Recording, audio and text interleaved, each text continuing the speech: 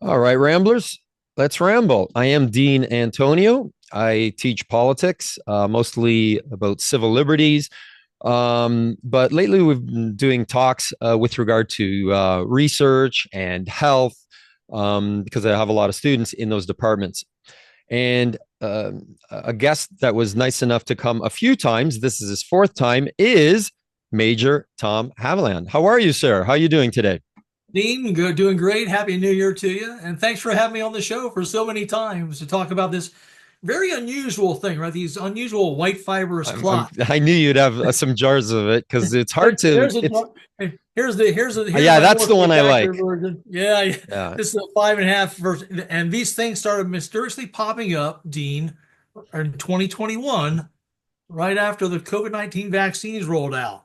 That doesn't mean they're necessarily caused by the vaccine, but boy, the timing's awful suspicious, Dean. the timing is And suspicious enough that we need to ask questions, and that's all we're doing is we're trying to get more information, which has never seemed harder in the history of the planet to yeah, ask a question.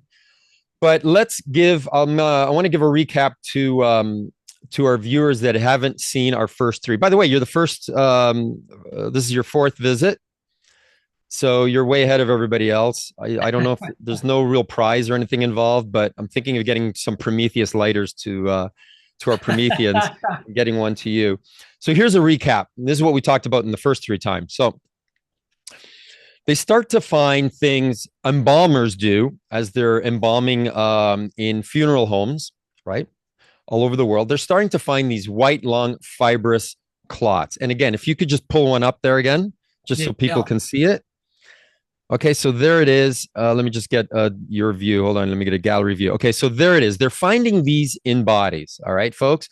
So what the good major did was he decided to send out these surveys to find out how many embalmers have been finding them and just getting to the bottom of it, right? Have they seen them before? Have they seen them now? So you've been doing these surveys. You sent these surveys around. I'm not surprised that a lot of people didn't want to fill out the surveys. As far as filling out the surveys, what would you say the percentage you're getting back of people just replying to you, just filling them out? What percentage? Yeah. And this is something we're going to talk about today, Dean. It's very interesting because I sent the survey out using SurveyMonkey. It's a tool, online tool, and it was an easy survey, only about 3 or 4 minutes for these embalmers to take, about average of 10 questions per survey. And my assistant and I, we sent out the survey to 50 national, regional, and state funeral director associations all over the world, each with hundreds of members underneath them, asking them to forward the survey down to their member embalmers. Here in the U.S., for example, each U.S. state has a state funeral director association, Right. and I sent it to the 30 top U.S. ones by population, including lots of red states and blue states. Because, like you said at the beginning, this thing has gotten kind of political, and it never needed to be political because Yep. this is we're looking at a scientific issue here. We're not looking at Doesn't anything need that's to be. Republican or Democrat. Yeah, so it's really weird that it's become so political. But then I also sent the survey directly to over 1,700 funeral homes around the world.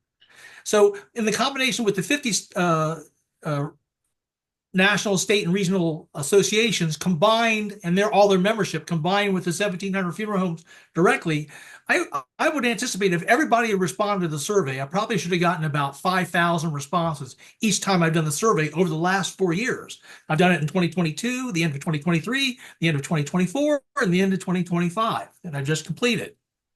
In my first survey, I only received 179 responses. The second year it went up to 269 responses. The third year, the 2024 survey, it went up to 301 responses. That was my best year. But this year, Dean, I only have 59 responses to my I saw survey. that. I'm going to Yeah. bring it up in Oh, a few minutes, but yeah. And we'll I talk I about saw why I that. think that's happening. Yeah. The thing too is that this isn't something that may or may not be happening. We now know that this is happening. They are finding them. And we're talking about embalmers that have been in the business. You've talked to some of them, what, 30 years, 40 Yeah, years, 30 decades. and And well they've respected never ones too, seen them in Dean. their life, they're Yeah. saying. They have never, ever seen them. And now they're seeing them in the last 4 or 5 years. Let me give you a few names, okay? Mr. Woody Wilson, Wilson, the president of the Ohio Embalmers Association, says that he's seen the white fibrous Spoke with him. clots. Mr. Chris Calvi Jr., who was the president, 2024-2025 president of the Pennsylvania Funeral Directors Association, says that he's seen the clots. Mr. Taylor Moore, who's the president of 2024-2025 of the Tennessee Funeral Directors Association, actually invited me to come speak last June, and I think we talked about this. Yep. I went down to the Nashville, Tennessee, to their annual convention and gave an hour presentation on the clots to their embalmers at that convention, and actually have captured on video footage, Dean, 18 of 28 embalmers in that room with their hands raised, saying they were seeing these white fibrous clots in the first half of 2025. When I did the survey, it was June the 8th. I was there in Nashville.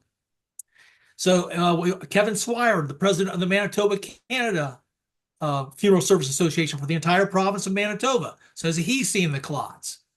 And I just, on Thanksgiving, just about a month or so ago, a little more than a month ago, I found two embalmers from the state of Iowa, Mr. Dana Goodell, who actually sits on the board of the Iowa Funeral Directors Association, and another funeral home owner, Mr. Bob Sinnott. They both embalm, saying that they're seeing the white fibrous clots as well. And they talk about it for about 6 minutes in a video clip that I had captured.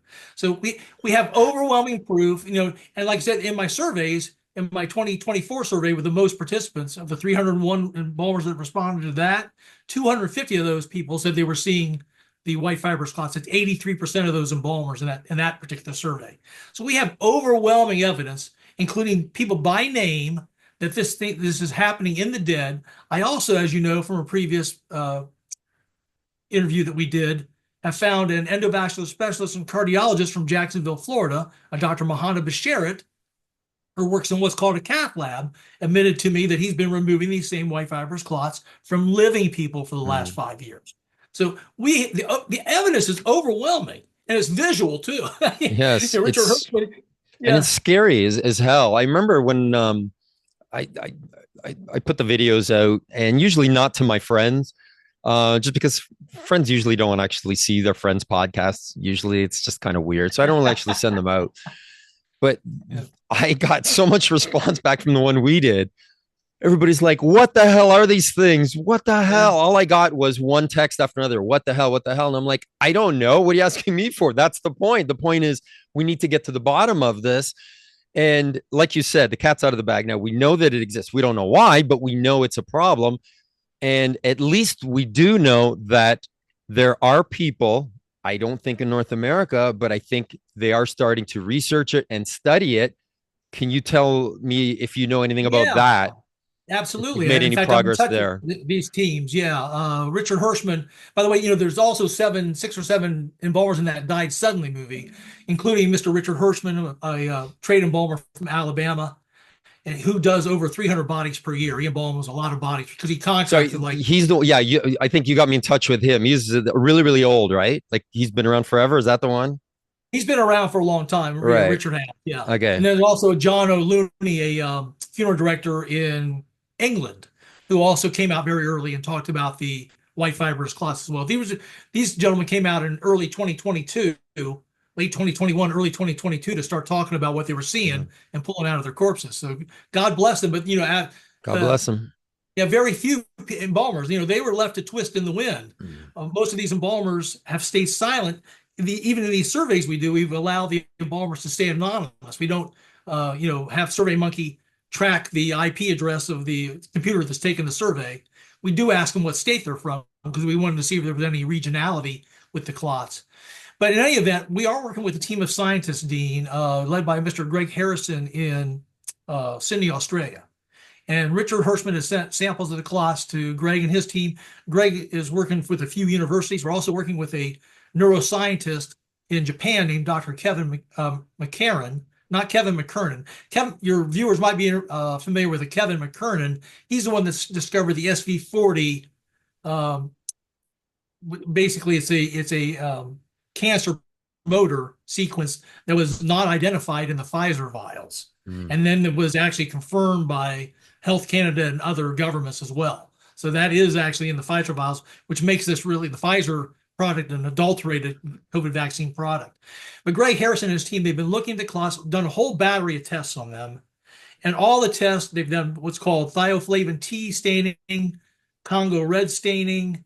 They've done what's called inductive coupled plasma mass spectrometry testing, which tells you what elements are in the clots. And by the way, the clots contain very little potassium, magnesium, or iron, which is in high amounts usually in regular blood. Iron's what gives blood its red color. Conversely, they've found very low amounts of those elements in the clots, these white fibrous clots. But conversely, they found very high amounts of elements like phosphorus, sulfur, and even sometimes tin in these clots, which is very interesting. We think the phosphorus may be the main driver of these things. What the team has deduced is that the phospholipid nanoparticles from the vaccine that carry the mRNA to the cells. Remember, they're little balls of fat. Phospholipid, it just means a small ball of fat that carries the mRNA. Otherwise, the mRNA might disintegrate. So it has to have a carrier to carry it to the cells.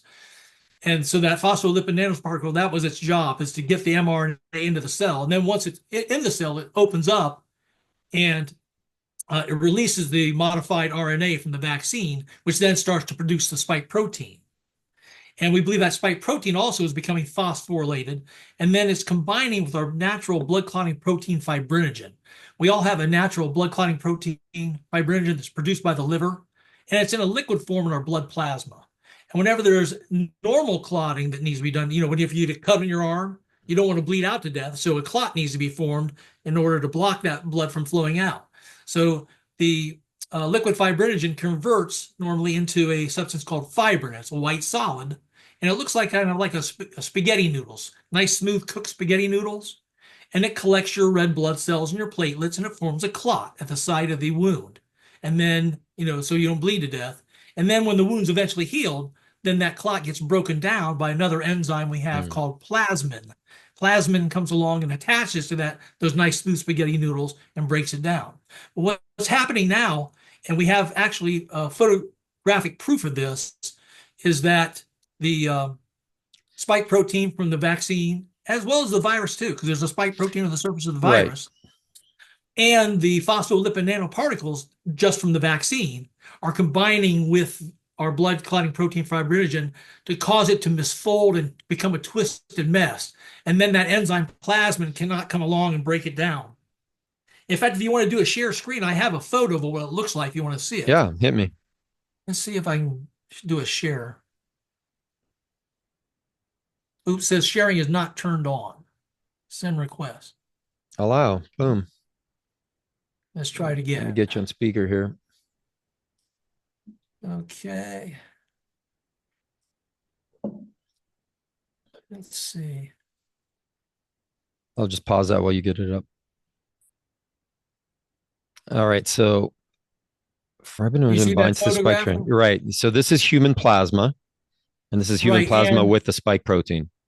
Correct? Right. Exactly. So what's happening here, and this is out of a paper, actually, a peer-reviewed paper by Ryu and colleagues, RYU and colleagues, that appeared in Nature in August of 2024. On the left there, as it says, the nice smooth spaghetti noodles of what fibrin's supposed to look like when it normally converts from fibrinogen into liquid fibrinogen into the white solid fibrin.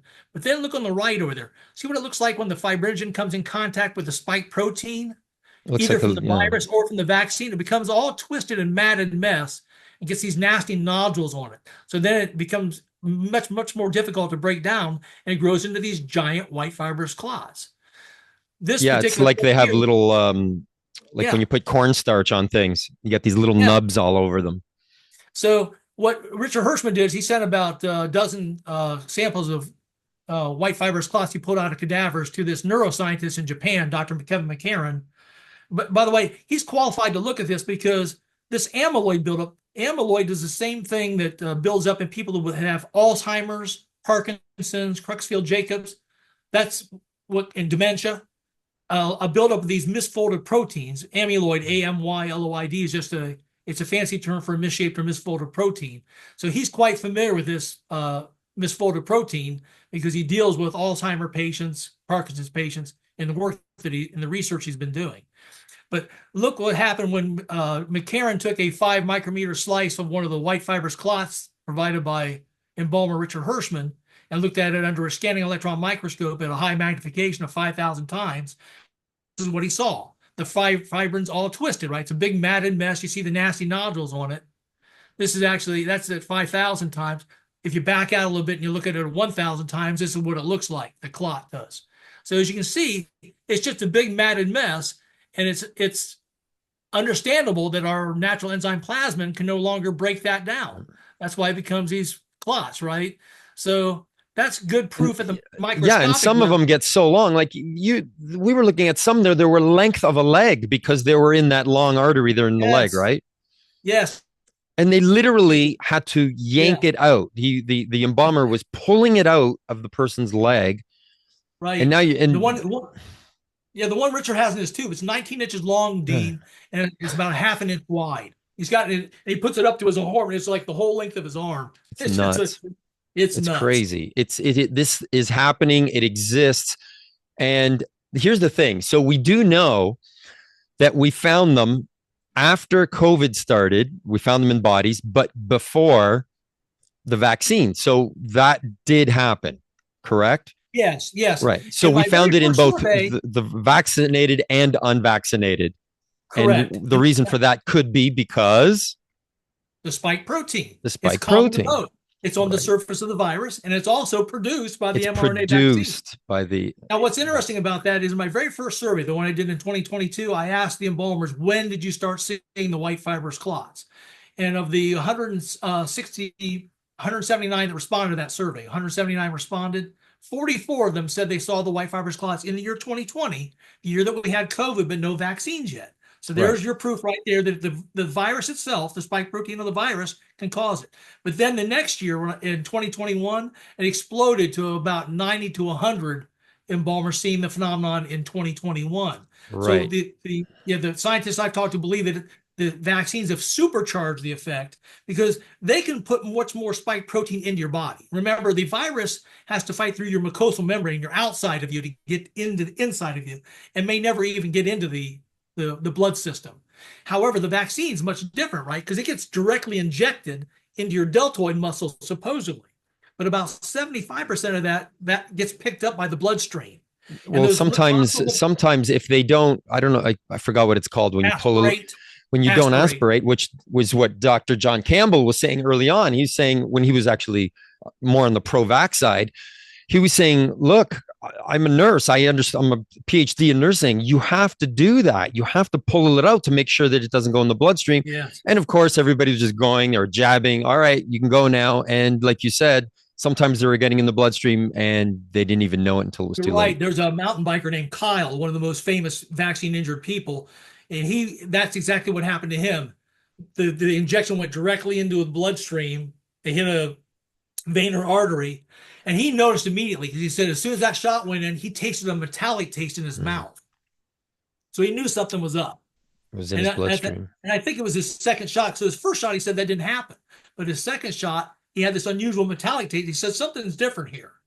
And then he started suffering tremendous problems with the vaccine. So you're right. I think aspiration may have been part of the key, to keeping this injury from happening. But regardless of that, even the people that get it injected into the muscle, about 75% of that vaccine still gets picked up by the bloodstream. Those phospholipid nanoparticles are so small, Dean, they go everywhere. They even cross the blood-brain barrier. And they especially like to go to like men's testicles and women's ovaries. So Great. it's yeah, and so they go there, they release the mRNA, it invades that cell, turns that cell into a spike protein factory, which was supposed to just do its thing for about 2 days to a week, and then the mRNA was supposed to go away, and then it has you ready for COVID, right? It produced just enough of the spike protein to elicit an immune response. That's not what's happened at all. Scientists have found that mRNA continuing to produce a spike protein. A Yale study showed it for over 700 days. And Dr. McCullough thinks it may be indefinitely. So people that have taken the shots, unfortunately, not all, but some may be perpetual spike protein factories continually producing this dangerous spike protein, like I said, that's causing all this damage, including these white fibrous clots. Well, I Not mean, good. you went on Jimmy Dore's show and he took the vaccine. He got injured And in everybody advance. basically just told him, shut up, don't talk about it. Nobody wants to Yeah. know. And he basically led the way as far as just being on the internet and just asking questions, pointing out the lies of CDC, FDA, Pfizer, Moderna, all of them, basically just one lie after another. I suspect that if there was no vaccine, let's say there was no vaccine, and they started finding all these blood clots after COVID, I guarantee you everybody in the government, every doctor, every research would want a grant to study this. All of them would want to know everything. Look how bad COVID is, so bad. It's giving us these alien blood clots. We need I to know. study this. But just because there's that question mark, people don't want to know. And that is what sickens me more than anything. What sickens me is, hey, we should ask a question because this is concerning. It's like, no, I don't want to know the answer because it might impact my worldview. It might affect my worldview. You're exactly right, Dean. Exactly right. And my biggest contribution to this whole thing over the last 4 years is to try to quantify how much of this is happening. So that's the one of the main That's it. questions. That's all you're doing, by the way. And that's what, And you're, yeah. And what percentage of your corpses have these white fibrous clots in them? And that's what's been shocking, Dean. The average over all the 4 years I've done this survey is anywhere from 20 to 30% of the corpses containing these white fibrous clots. So these things are not a rare phenomenon. If it was only happening to less than 1% of the population, maybe we could just say, okay, that's just the cost of doing vaccines, and yeah, but because it's exactly. happening to 20 to 30% of the corpses, this is alarming, right? Are you And getting I want people. pushback? Are you getting people coming at you hard because you're asking these questions because you're doing the survey? No, I'm getting ignored right now. I think if Right. I start to get popular enough, then they will start attacking me. But right now, Well, yeah, too they much attack you neon when, doing yeah, of course. That's why nobody's that. attacked me yet, because only like 100 people watch my videos. But you went to CPAC. Conservatives didn't want to hear about it. They wanted to I move on. know. They Yeah, had already I moved know. on. They had their guy Trump and RFK, and they were moving on to the next political event. They didn't want to know about it. And there was a lot of Republican red states and conservative provinces, and wherever you went around the world, it didn't matter. They wanted to make it a conservative versus liberal thing, and it wasn't, No, and you're it was absolutely right. garbage. But let's share your Yeah. let's talk about some of these findings because they are really Okay. interesting. So how should I do? Let me get my layout here a little different. Let's go side by side. All right. I don't know how to do this. Okay. So, can you see what I'm seeing? I can. Yeah. You And can? I've got my Okay. own here too. So, All right. So let's look at the first one. First question. Have you seen the white fiber structures, clots in the veins and or arteries? So this is you asked for 2025. Now, it says here, yes, 42 embalmers, 17 said no. So throughout the rest of the survey, 17 basically said, look, I haven't seen anything. I haven't seen it. 42 right. said yes. It says here down 83% in year 2024. What does that mean? And the number that did say they saw them, remember in that 2024 Right. survey, 250 said, yes, I saw the clots out of 301. Now we only have 42 out of the 59 total said they're seeing the clots, right? Okay. 42 say yes and 17 saying no. Okay. So the percentage of embalmers seeing the clots went down from 83% to 71%. Okay. And of course, the number of respondents went down as well. Well, that's the problem is that we're not dealing with great numbers, right? Um, Exactly. So so you need at least a few. I mean, look, ideally, if we can get 1,000 of anything, that's pretty good. What percentage absolutely. of the corpses in 2025 that you have embalmed have had large whitish fibrous structures slash clots? Please select one answer only. So obviously the 17 we're going to say none because they hadn't seen any. Right. 18 said between 1 and 20%. This is the one that scared the hell out of me. So two embalmers saw it in up to 80%, between I 61 and know. 80% of Scary. cadavers.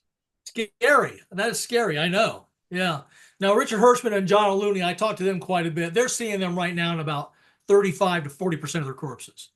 Yeah, Still, that's an it's alarming number, right? crazy. It's an alarming number. Yeah, And absolutely. and yeah, and again, just full disclosure, you're saying here, and you've said this from the first second that you were on my first podcast, that they saw zero prior to COVID. So you, again, just like you talked about 5 minutes ago, Yeah, you acknowledge that it started with COVID, but then the uptick came with the vaccine.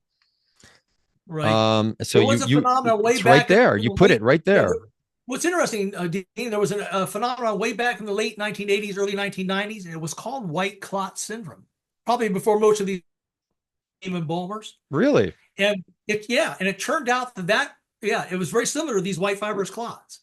It turned out that that phenomenon was being caused by the drug heparin. And the main key ingredient in heparin that was causing those white fibrous clots was the element sulfur. Okay.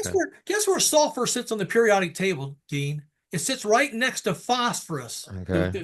the element that we think is the culprit this time. And they had very many of the same bonding properties.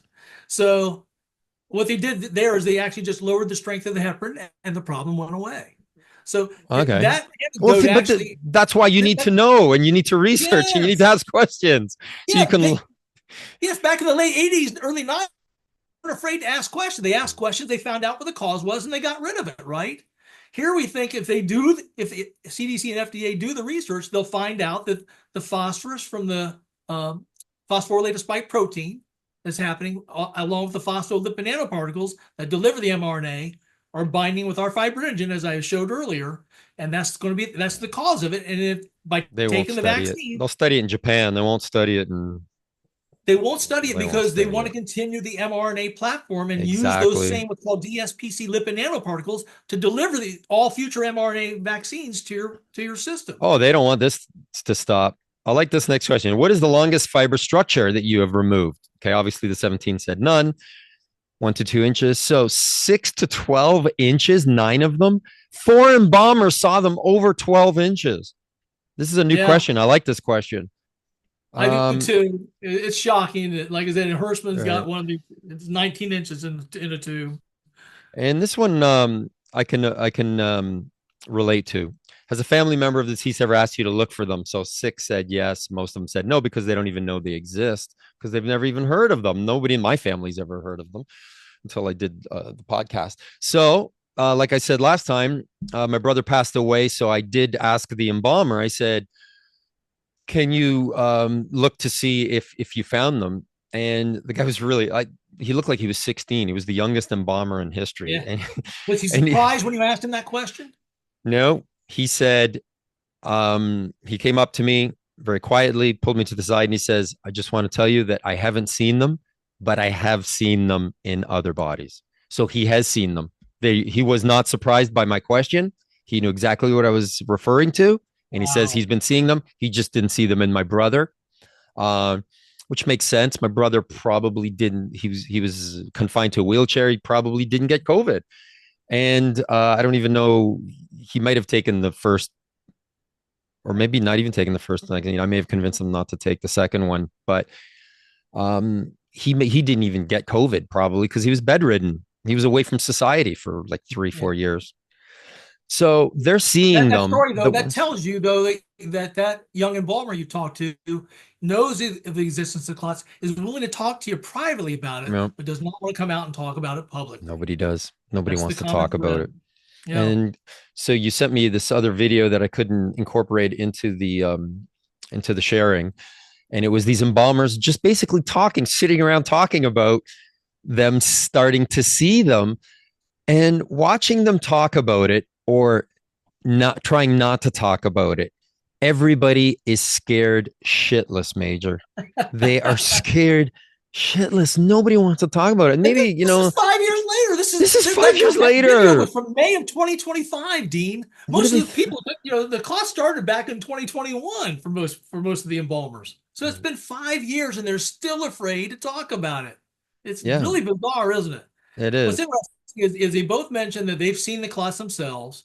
They've also like I said, the older gentleman, and his name is Mr. Dana Goodell. He sits on the board of the Iowa Funeral Directors Association, so a very well respected man in the community. He actually is a sales rep for a company called ESCO, Environment Embalmer Supply Company. So he understands all the products they use, formaldehydes and all the different they use to embalm a body. He goes around teaching younger embalmers embalming techniques and things like that. So he's well loved and respected, a long time embalmer. And he just came right out and said, I'm seeing these things, he had never seen them before. And he had been embalming for 30 or 40 years and never seen them before in his own practice. So, I mean, just like I said, the evidence is overwhelming. But then one of the funny things they talk about a story of an older woman who her husband died at home and supposedly of COVID. And the wife wanted to know if Dana had gotten the death certificate or not. He says, no, I haven't gotten the certificate yet. But when it came back, she wanted to know whether that death certificate said COVID on it as a cause of death, because she knew that she'd be getting a free $7,500 from the government. $7,500. Yeah, if the death was coded as Right. COVID, Right. the virus. And it wasn't on there, and she was ticked off. So the family actually tried to get the doctor or the medical examiner to change the death certificate. Right. He refused to do so. Yeah. But it's an indication that there's a big incentive for fraud in coding death certificates, right? Because the hospitals got money if deaths were coded as COVID. Hospital systems receive more money from the government. Right. And then, of course, the family would get $7,500. It was coded as COVID. And the funeral homes are happy because they know they're going to get paid the $7,500. So there was a huge incentive to misidentify deaths that may have been due to the vaccine or may have been due to some other cause altogether, to misattribute those to COVID instead. Yeah. Meanwhile, at the beginning, they were attributing every death to COVID. So if you were in a car accident and you got COVID, COVID could be listed as the cause of death. And the reason why, there's a lot of talk of that going around. And because of lockdowns, you can't talk to people, which is what they like. Can't share information. So I talked to cops. I talked to a police chief. And I talked to people and I said, is there any pressure on you to say something is COVID when it's not? And they said, Dean, you wouldn't believe all the weird shit. It was just weird. There was always like being people, go over there, we have to talk. And what are you going to classify this as? And there was always like a conversation around everything. And everybody that I talked to said it was a really, really weird time. But like you said, that was 5 years ago and it seems to be over now. Now they don't want to probably give you, like you said, they don't want to give you the money. So they don't want to classify it as COVID now. Yeah. And they just want to move on. But the problem is, like this latest survey, we saw that 19%, close to 20% of the dead bodies still contain the white fibrous clots. And I think cancers are also up as well. So a lot of injuries that we think have taken place from either the virus or the vaccine due to that spike protein that's on both of them, we think that they may not have manifested themselves, in the first few weeks. A lot of times it's easier to associate the vaccine, for example, as a cause of death if the death takes place within the first couple of weeks after the shot was given, right? It's temporally, you say, okay, I got a shot within 48 hours, the person died, duh. But then when an injury takes place a year, 2 years, 5 years later, it becomes much more difficult to attribute that back to that event that happened 4 or 5 years ago. But here's one of the things. And the person also might have gotten a second shot by then too. So they don't know they're being harmed from one shot and they're now taking another shot. Sorry. Correctly, because you're absolutely right. There's a cumulative effect. The more spike protein that gets introduced in your body, the worse things can be. So boosters, and thank God most people stopped after the first booster. Actually, most people didn't even take the first booster. About 80% of American adults over the age of 18 here in the U.S. took at least the first 2 jabs back in 2021. But only about 20% of American adults over the age of 18 took the very first booster that was brought out in the fall of 2022. Right. So most Americans stopped taking after that first 2 shots. They stopped listeing. Yeah. And then most of them that did take the third shot stopped after that one. But we're still at a point here in the U.S. where about 15% of Americans are still taking the shots, which is that's low. That's low. 15%, right? Yeah, absolutely. Like when you consider the propaganda behind taking the 8th shot, it's pretty low. And in that context is what I mean, right? Because I'm still talking to COVID bullies that only took 2 shots. And I'm like, well, why are you bullying me for? Why aren't you on your 6th? Yeah, exactly. Yeah. You don't believe it then. Yeah, exactly. If you were to believe it, you'd be, like I say, you'd be on actually about 10th shot by now. But like I said, the good news, most Americans have, and most people in Canada, they've stopped taking the shots, but the damage has already been done to a lot of people, unfortunately. And we're still not sure what kind of damage may be hiding to manifest itself in the future. That's why I have to continue to do these surveys, because these white fibrous clots are not going away. I was hoping that by now they'd be down, maybe only 5% of corpses would have these things in them. But when you're still seeing them in, close to 20% of corpses, that's a red flag. That's a problem, right? Crazy. It's absolute Yeah. insanity. What Yeah. I don't know if you saw this. I think in Liverpool, somewhere in Liverpool, they might be studying it. Um, I know. do you I just got a thing the other day from a gentleman in Ireland who's tracking excess mortality. Because one of the right, best things you okay, can yeah. do, because things change, right? In a lot of highly vaccinated countries, we saw this excess Mm-hmm. mortality of about 10 Mm-hmm. to 20% in highly vaccinated countries. Suspiciously, my wife, for example, is from Kenya, Africa, I Dean. was just about to And say Africa had the yeah, best results and yeah, the lowest yeah. vaccinations. Yeah, they have Yeah. only about I think about 15% of the population took the jab in Kenya. Guess Major. what? They've had no problems with excess mortality in the last 5 years. Their None. COVID deaths were almost uncountable. They were so low. Yeah, And I they did was have a spike in 2020 at a from spike. COVID. Yeah. They had a little bit of a spike, but then it went down back in Down. 2021 Down. going forward. Down. Unfortunately, in Ireland, for example, where this guy's tracking deaths, they have a population of about what is it? I think it's about 5 million people in Ireland. And of those 5 million people, they averaged prior to COVID in the years 2015 to 2019 about 31,000 deaths per year.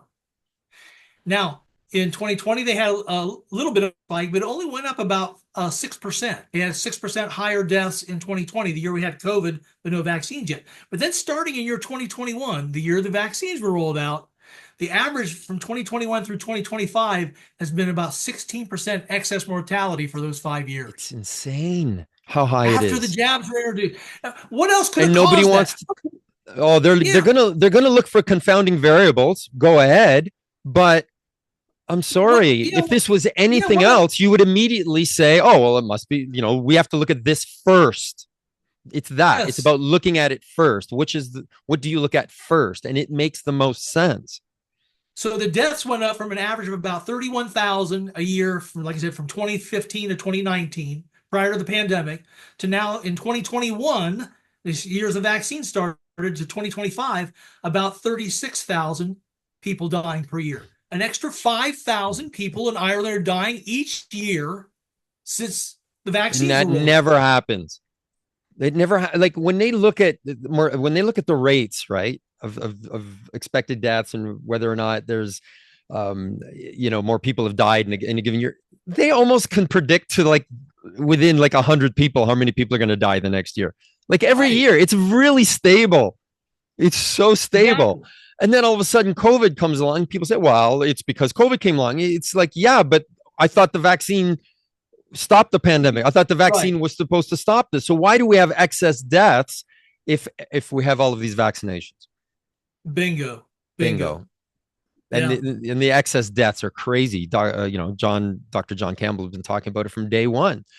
But yeah, this is a funny conversation I would have with people about. We would talk about nobody ever wanted to compare our strategy to other countries because other countries are doing it differently. And God forbid we should look at a country that is doing it better than us, right?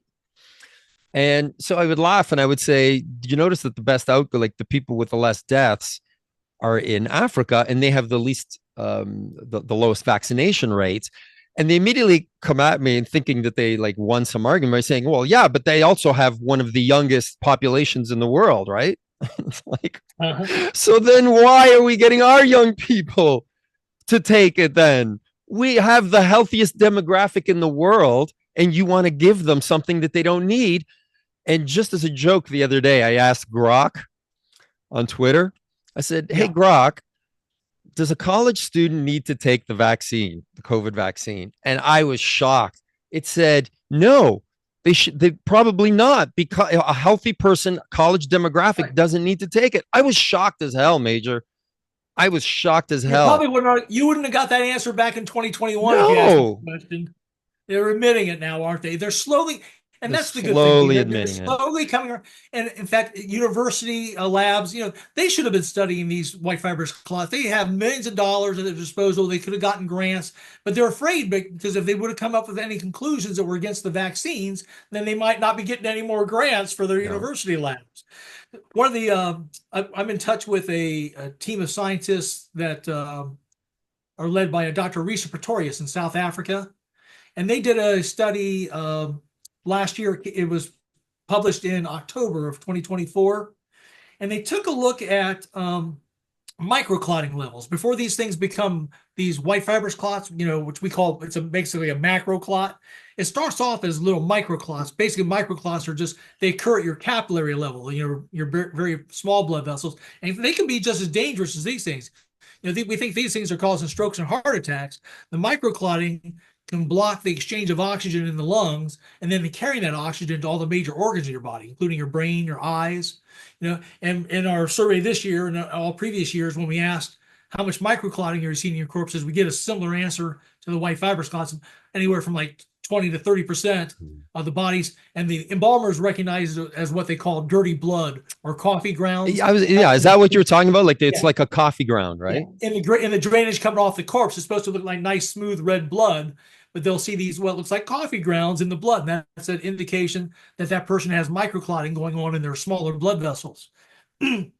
But Pretorius did this paper where they actually have a way to do microclot counts on patients. They take samples of your blood and they check and see how many microclots you have per milliliter of blood.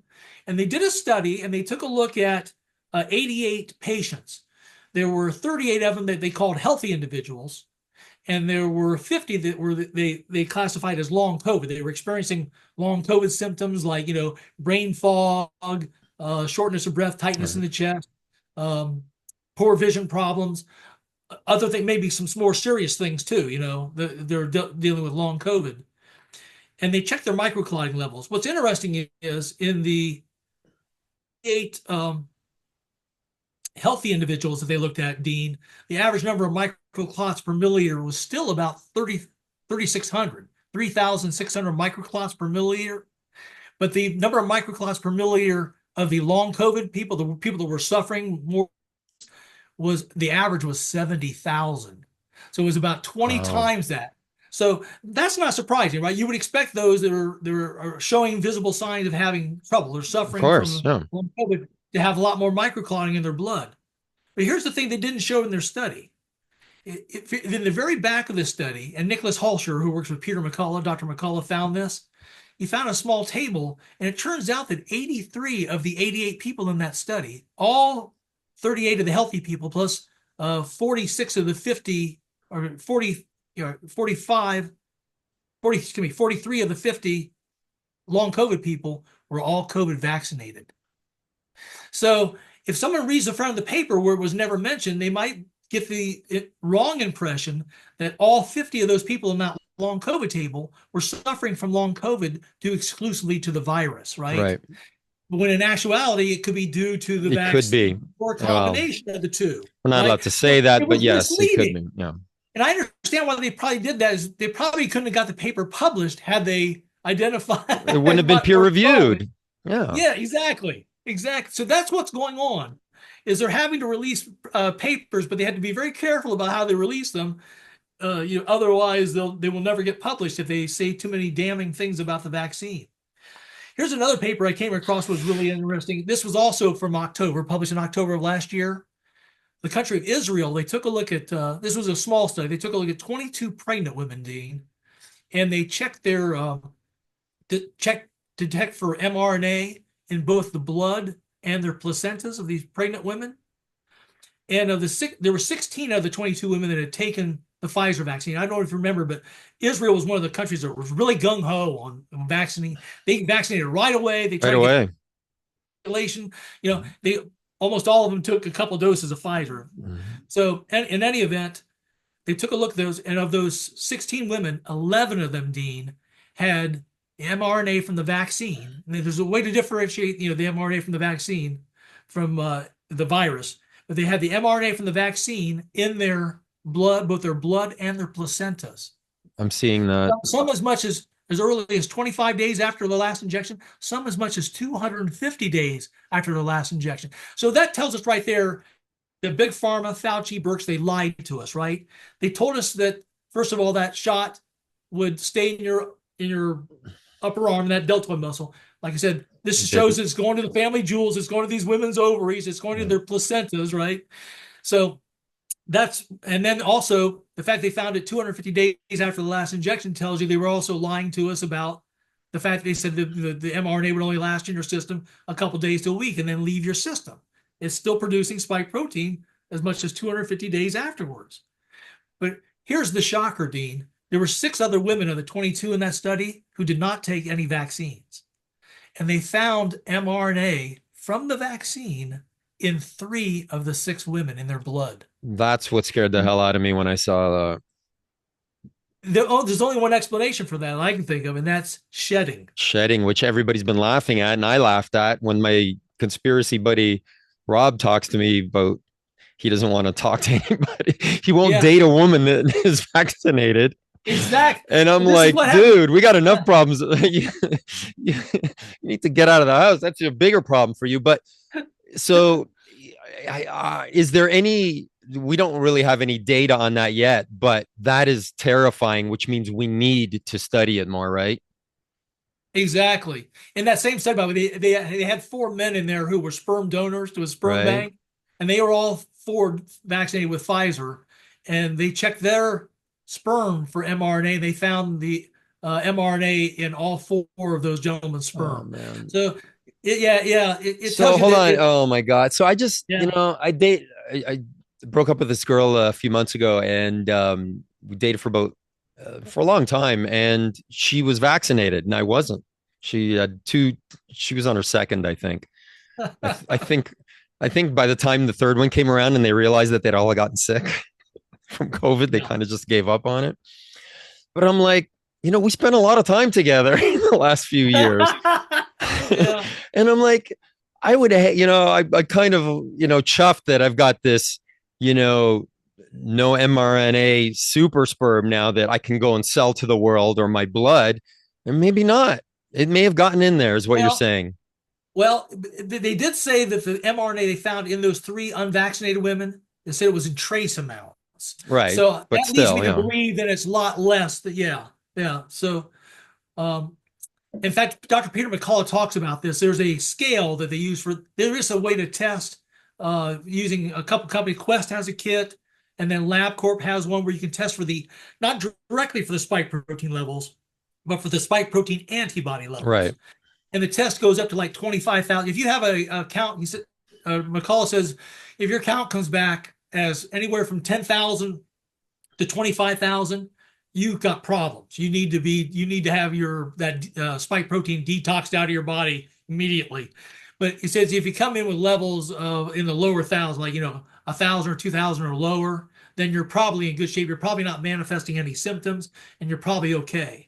So my guess is those women that were shed on probably were on the very low end, had trace amounts of mRNA in their blood, and Hopefully for the them. problem here is, yeah, but now I'm not so sure about blood transfusion patients. I know of a service called Safe Blood. I've talked to their one of the reps, Mr. Clinton Ohlers, and there's a lot of people these days, Dean, that are very concerned about when they go in for an operation, they want to have unvaccinated blood, especially if they're unvaccinated, and they want to make sure. So their company matches uh, donors with recipients Nice. in your local area. So you become part of a There we go. We started a new industry. but your college students that watch you may want to.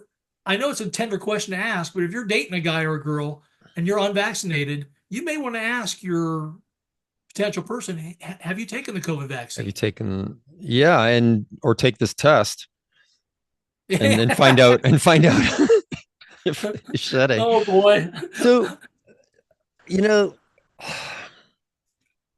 this is really, really, I want to ask you a question about how we can actually trust a lot of the studies if the PCR tests aren't accurate. So recently, they said that the PCR tests could be up to 80% inaccurate. So Right. how do we, if you're doing a study, let's say you have a cohort, how how do you actually know then?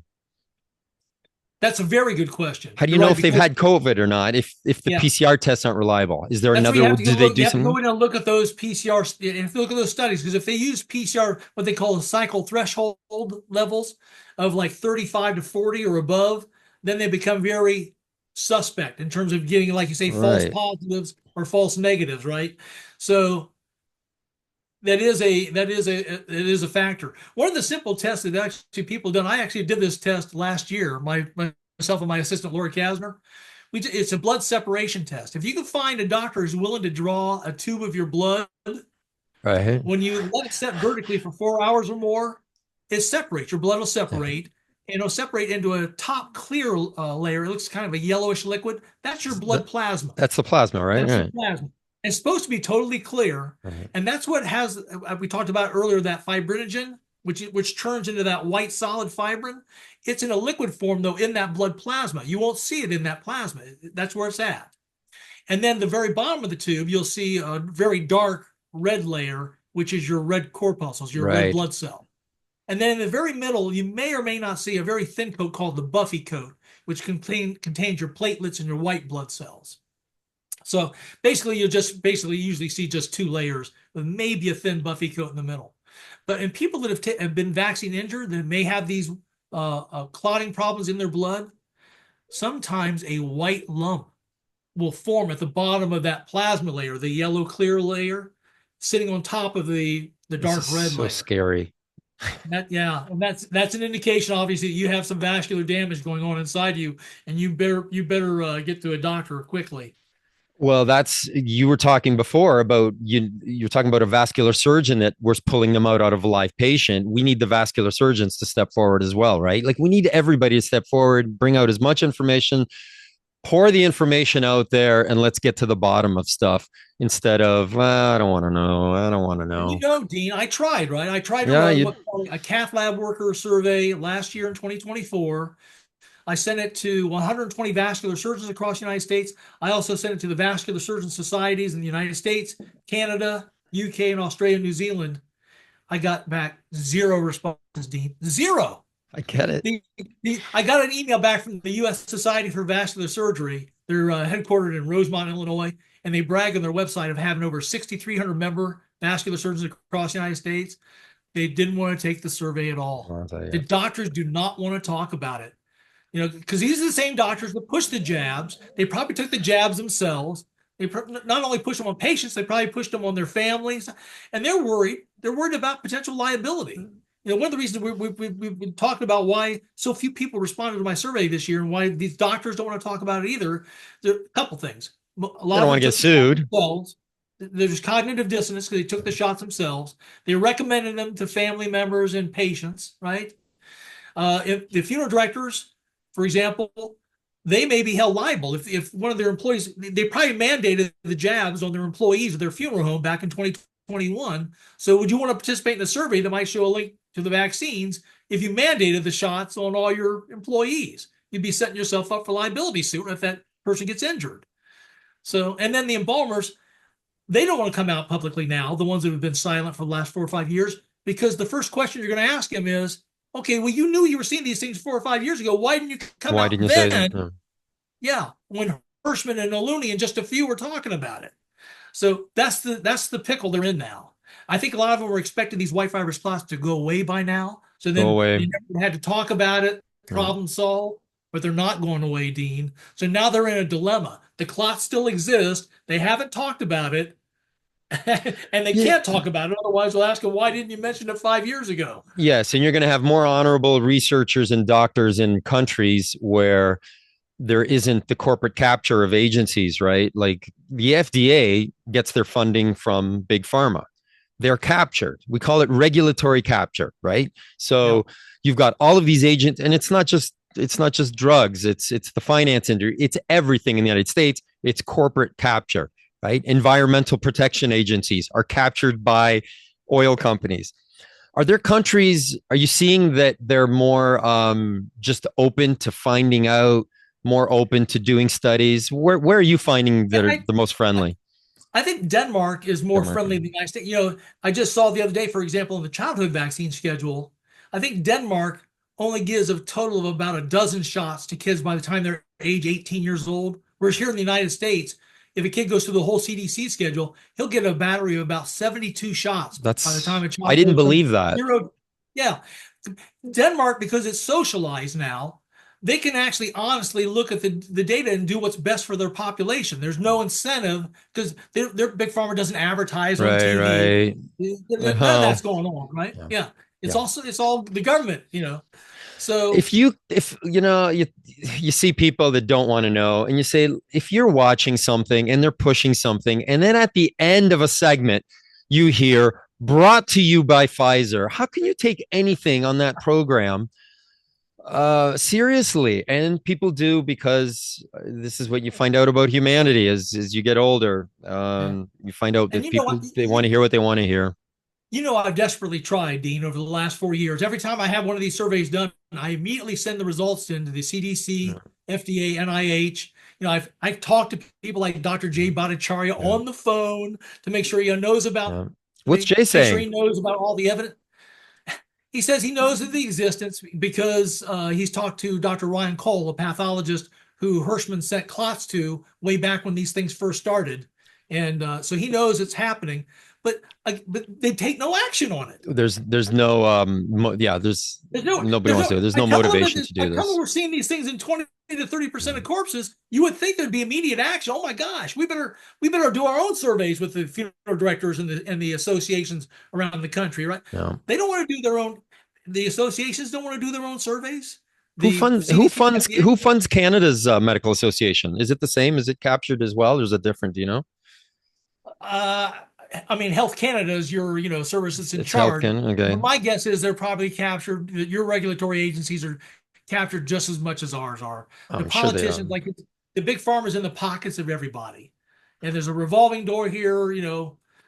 Every time somebody leaves the director of the CDC position, then they step into a They, nice cushy and job at it's big pharma. disgusting. It's Yeah. disgusting. I've actually seen it. It wasn't the FDA. It was something to do with the SEC. You had this committee that's supposed to start, and you have the agency that's supposed to ask questions of the CEOs.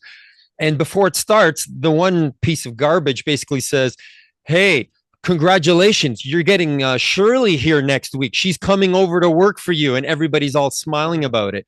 And then, of course, what ends up happening is the agencies take some of the people that work in the finance department, or in this case, the FDA, and they just go back and forth. So Yes. it doesn't even have to be a real capture. It just has to be, it really is just careers changing back and forth is all you need to put in place a structure where they can just push through any garbage they want anytime they want and cancel anyone that asks questions. Now, the good news is we're starting to see that break a little bit, A right? little bit. The CDC's ACIP committee, the Advisory Committee for Immunization Practices, you know, RFK Jr. cleared out that whole panel, fired all 17 Yeah. people on it, and then brought in some people like Dr. Robert Malone, Dr. Retzef Levy from MIT, Dr. Kurt Milhound, who's a pediatrician, all that have talked and understand there's a problem with the vaccine. So they've got some people now on there, and they've come up Wow. with some recommendations recently, right? We've seen Beautiful. where, for example, they say you should not give the Hep B vaccine to babies on the day of birth, right? There's no reason to, right? That Hep B Hold is on here. transmitted. Are you saying that a baby can't have sex or take drugs when it's born? Yeah, that's what I'm So we saying. need to give it a Hep B shot. Yeah, Is it so as true? long as the mom is screened negative for Hep B, there's no reason to give a child Hep B vaccine on day one of birth. So Is it they've true that the reason why they shifted to making it mandatory was because the adults didn't want to take it when it first came out? I don't know. I'm I curious. I'm always going to the look into main the that. main motivator to me is money, right? If Oh, they can well, this is make what I'm every saying. Yeah. single infant take the shot, Right. yeah, But if the yeah, adults didn't want to take it, they're stuck with this product that nobody wants. So instead, they go to the government. They say, "Hey, you should give this to the children, make it part of the yeah. vaccine schedule." And now all of a sudden, we can make that money. That And probably is what everybody, happened. I wouldn't put it past them. and every liberal that I grew up with and went to school with and went to college with and that argued with, and the teachers lounges that were, all they talked about was big pharma and how disgusting big pharma was. That's all I heard decade after decade was big pharma was disgusting. And now they all basically just shill for big pharma. And It's bizarre, isn't it? why not Yeah, shill for data? If the data is good, then it's good. No, you're yeah. shilling for an entity, which is quite disgusting. And thank you for So bringing this to light, because somebody, if you didn't do these surveys, nobody really would know about him. It would just be kind of a rumor. exactly. See, because I've quantified over the last 4 years the extent of this problem, this white fibrous clot problem, at least. Like I said, in 20 to 30% of corpses, who knows what percentage of the living are walking around right now with these things forming inside them, to the point where, eventually they'll have a died suddenly event, Right. right? But in fact, here in my local area, we just had a sheriff's deputy the other day. He was in his 20s, dropped dead. And yeah, and Athletes, yeah, and yeah, tons of he'd been in the athletes. hospital, and they said he had clotting problems, and they prescribed him some clot busting drugs. And the story is that he did not take he didn't go fill the prescription right away to take the clot busting drugs, and he wound up. Oh man. So it's really tragic. It's hitting people. And I bet you a lot of your viewers probably know somebody who's had a blood clotting issue over the last 4 or 5 years, and suspect that maybe it was due to the vaccine or COVID itself. But it's You not know, that. one of the reasons why I've been doing this is because they've just been so beat down. None of them want to talk about it. They're scared Mhm. shitless. And you have to remember, if I'm teaching an 18-year-old in my classroom, let's say this September, at the start of the pandemic, they would have been like 13 years old. So they during a lockdown, basically, they got behind with regard to their vocal comprehension, their reading ability, their writing ability, their social ability. They didn't go out, they didn't talk to people, they didn't socialize, they don't know how to ask a question in class, they don't put their hands up. They're not really willing to talk about it. If you talk about it, they love to listen to it, but they are really, really, they don't like talking in front of their peers about it. Wow. Um, Yeah, because and it that's puts them about in everything, by the way. the That's yeah. not just this. Israel, Ukraine, it's all of it. They just are afraid to talk about anything. And I'm just trying to get them Wow. to talk. And I don't care what their view is. Just talk. Like just and Are those same people? Are they opinion online in their social media? Do they have strong opinions about things? Or are they even afraid to have strong opinions online? it's a great question. I wouldn't know with my students just because I don't follow them online. That would be creepy of me, I guess. But I suspect uh, I suspect they would probably be a lot more willing to just ask questions and to say things, unless again, if they're on a social media platform where all their friends are watching and Yeah. reading, maybe not. See, Maybe maybe anonymously, but maybe not on that's what Instagram. scares me, Dean, because our youth needs to be more skeptical of anything, not Exactly. less. Thank you. Thank you. Yeah, they need to question what their government's doing. They have to You question know, everything. yeah, what you're going to make me wear this mask around all of a sudden, or Oh, show me the because data. They wouldn't yeah, have been show me able to show data. the data. They wouldn't have been No, able to show the data. Show me the exactly. data. The What's your 6 foot of distance is methodology? just made Ask up. questions. Yes. Well, Yeah, they admitted it twice. was made up. They admitted that, Right. and you know how I finally figured, like, and I haven't been following it for a while. Here I am talking to my allergist, and he just blurts out of nowhere, "Hey, did you see what happened today in the paper?" I go, "No, what?" He goes, "They admitted that the distance was like all made up," and I'm like, "Dude, where have you been for the last 5 years? You're telling me I this know. now?" Yeah, I, yeah. I like people. We have this misconception that people in the medical community go talk to your doctor. Oh my God, the doctor is a sage. The doctor is not a sage. The doctor treats you according to how they've been told to treat you.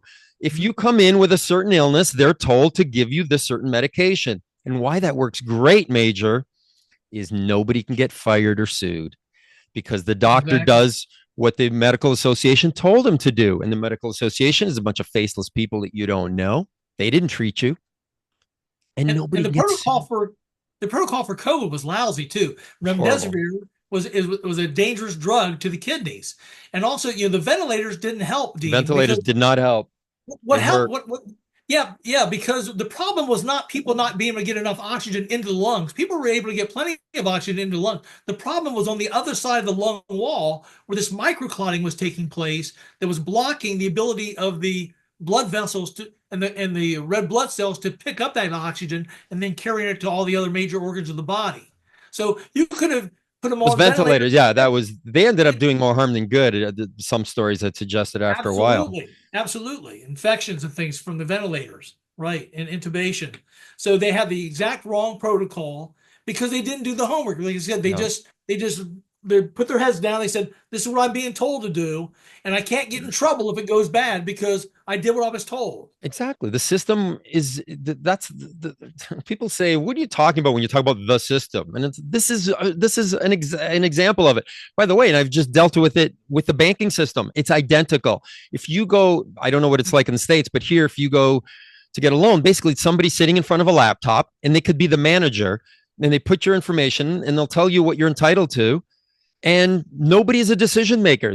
You can tell them your story, you can tell them how good you are as a client, you've been there for 40 years, and it's like, listen, it doesn't matter. My algorithm here says this is all I can give you, and the people making this decision are in another city. I can't give you their names. You can't talk to them.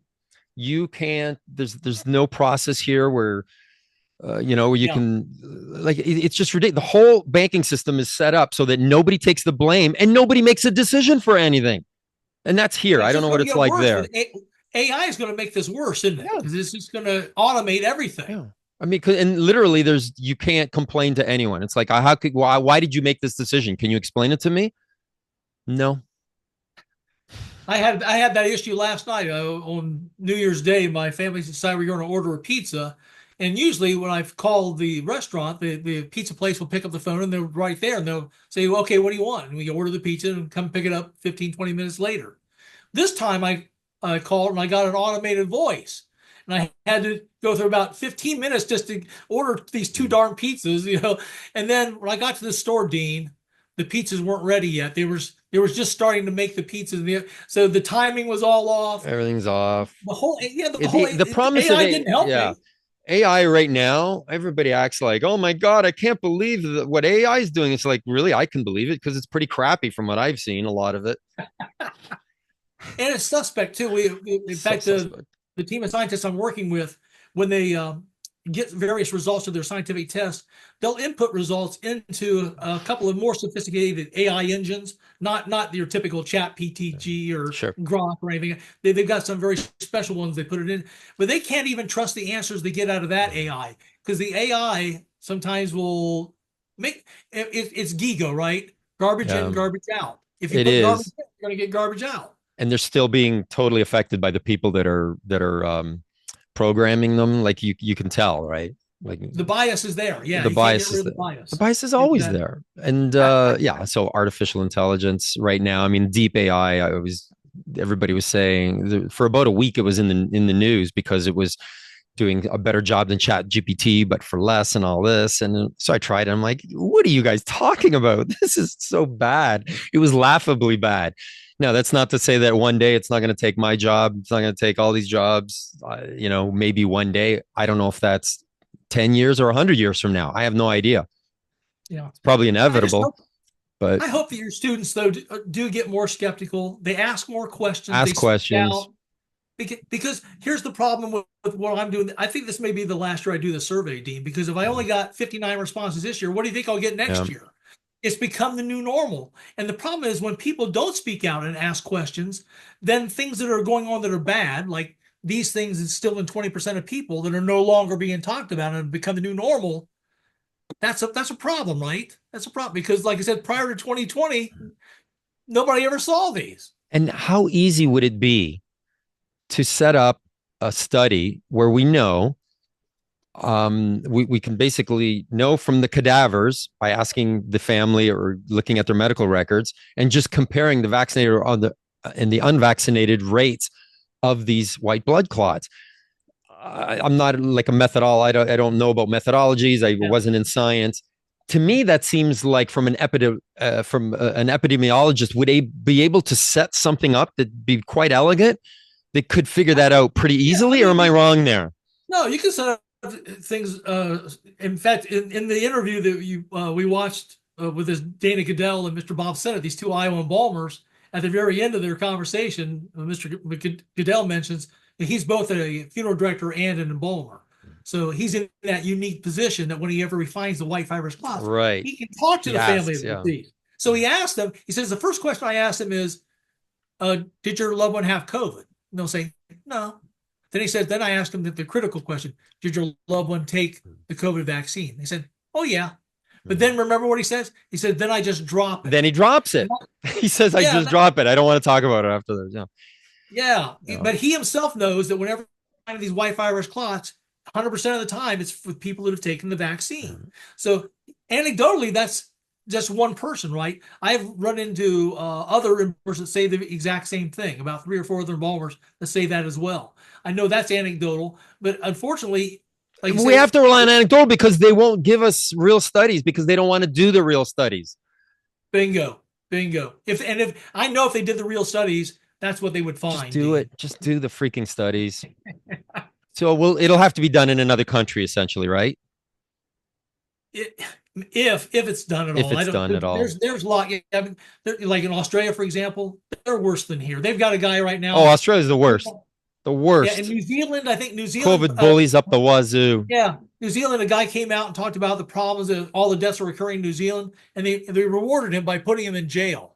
They claimed that he was revealing information about private information, about personal information of the people in the database, and he was not. There was no names or anything in the data, just like the age of the person and the date of death and that kind of thing. I guess they could have said, well, if you put the age and the date together, you can figure out who the person was. But come on now. No, they listen. The way they went after Jay and Dr. Peter McCullough, the way they went after them was so disgusting. It was not science. It was anti-science. The scientific method may be the gold standard, but right now science is broken. It is absolutely broken because there's too many other actors involved, and the health of people isn't the primary goal. It's making money. No corporation ever had a goal other than maximizing shareholder value. That is the goal of every corporation ever.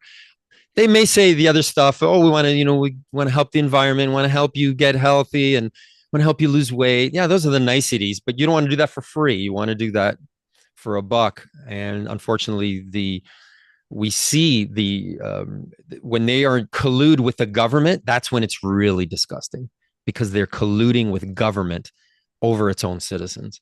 And I find that so disgusting, which is why we have to keep doing this and just keep asking questions. And I hope you do another one next year. Got to get more out to other countries. Did you get any out to Italy at all?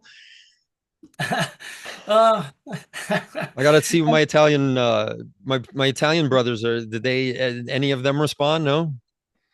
No, nothing out of Italy yet. Nothing out of Italy, huh? Yeah.